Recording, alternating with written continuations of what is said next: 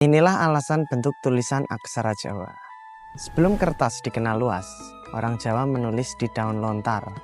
Lontar itu tipis, panjang, dan punya serat halus yang gampang sobek. Dan alat tulis yang dipakai bukan pena, tetapi pisau kecil untuk mengukir huruf.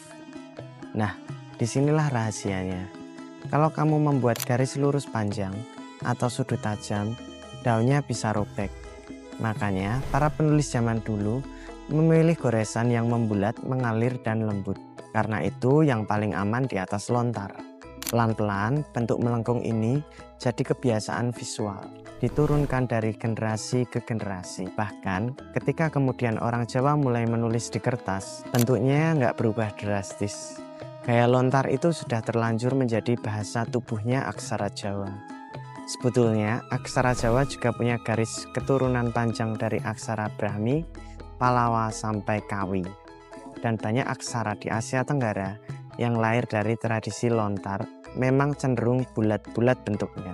Jadi, kelengkungan aksara Jawa itu bukan sekedar hiasan. Ia adalah jejak sejarah panjang, jejak daun lontar, pisau pengutik, dan rasa estetika yang menghargai kehalusan. Hurufnya mungkin tampak melengkung, tapi di balik lengkungannya ada ribuan tahun cerita yang terukir.